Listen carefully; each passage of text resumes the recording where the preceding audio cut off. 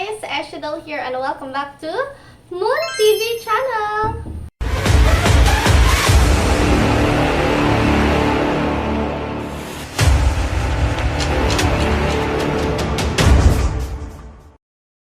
For those who haven't subscribed yet, kindly subscribe and hit the bell button para updated kayo sa mga bago natin videos. And also, pwede nyo din akong isubscribe sa aking personal YouTube channel. Just search for Esshi Doll! For today's video, pag-uusapan naman natin kung paano kumita dito sa BigoLive.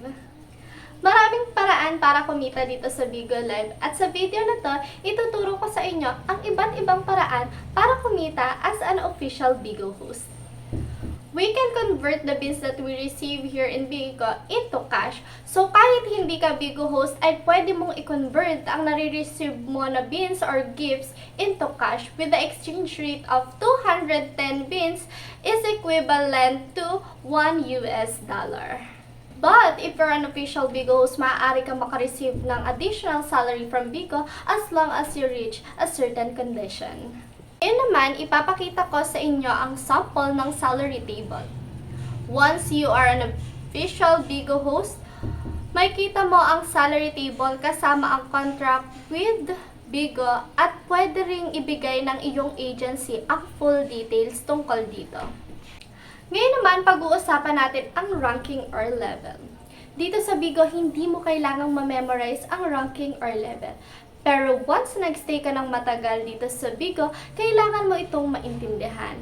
Ang ranking or level ay para to sa mga Bigo admin para ma-check nila kung ano ang na-achieve na rank ng Bigo host pag nag-end na ang month. Next naman is days and hours. Mayroong minimum days and hours na kailangan mong ma-reach doing live as a Bigo host. Kailangan mo itong ma-reach upang di mabawasan ang iyong salary pagdating nito.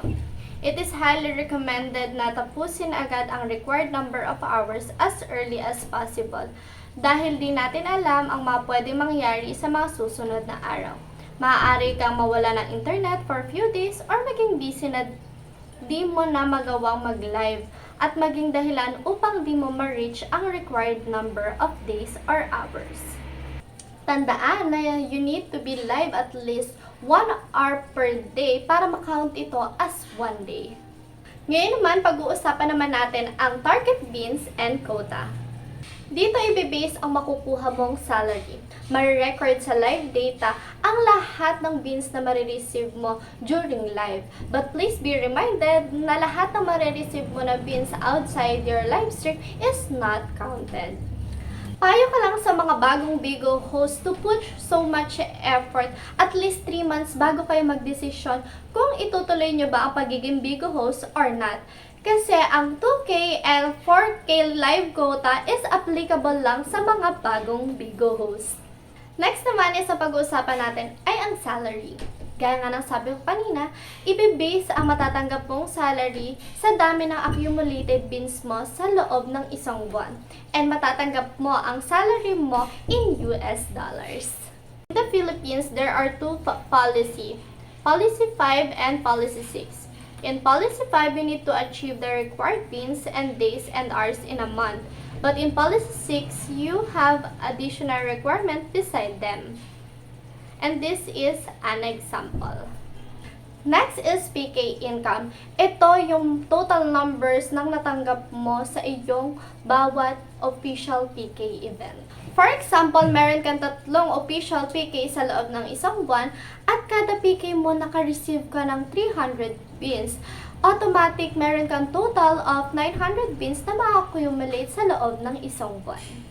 Take note that if an official PK fails to connect using auto-invite, please do make sure to report it to your manager and better not to count it as one. And also, you can watch a separate video about official PK. Next is family combat. Dito naman kailangan mong maging member ng isang family dito sa BigoLive. And for more details regarding this, you can watch a separate video about this.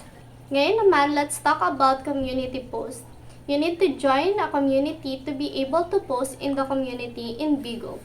To join, click the bar, then check the community list. You can check the listed communities or you can search for a specific one. After you join a community, you can now start posting videos. Just press the pencil icon to start posting. Here are the list of communities you can join that BIGO included for Policy 6. Please make sure that the videos you will post is related to the community you joined. You cannot post something about food in a gaming community. It will not be counted as one and might be deleted by the admin. Also, make sure that there are no watermarks and the quality is great. Those are the 3 additional requirements for Policy 6 BIGO host. Next are for influencers and celebrities or anyone with at least 30,000 followers in their social media account like YouTube, Facebook, TikTok, and Instagram. There are 6 tiers depending on how many people download your one link. Each PUGC will receive a link which they will post every time they post on their social media accounts. As shown is the basic quota of a PUGC host. Valid live. Live hours needs to be at least 1 hour for it to be counted as one valid day. One link, download and posted social media together with the link. Aside from the basic quota, may minimum na kailangan ma-reach ang isang PUGC if they want to get their salary. Minimum average PCU. Ano nga ba ang PCU? It is the peak concurrent user. The most number of viewers you got during your live stream. It must last a few minutes for it to count. Even PUGC needs beans as a quota. That picture shown is just an example. It is not the full detail and it may change in the future. Meron ding mga bonuses for PUGC kapag na-reach ang specific number of one link download, ACU, and beans received.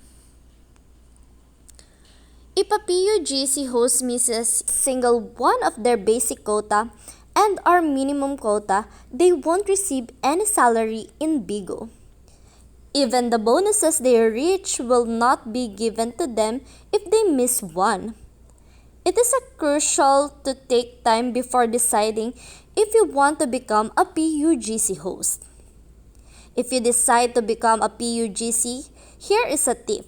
Find 1 or 2 people that could help you in your one link down or create a price that will help you reach your one link download. These are the 3 types of a BIGO host. BIGO host under Policy 5, BIGO host under Policy 6, and the PUGC. A bit of advice for the new BIGO host. Find something enjoyable while going live and eventually people will start noticing you. And there's a saying that people who are similar to each other often attract one another. Alright, I think that's it for today, guys. Hope may natutunan kayo sa ating video for today. And if nagustuhan nyo, please give it a like, share, and subscribe. At magkita-kits tayo sa ating next video. Happy live streaming!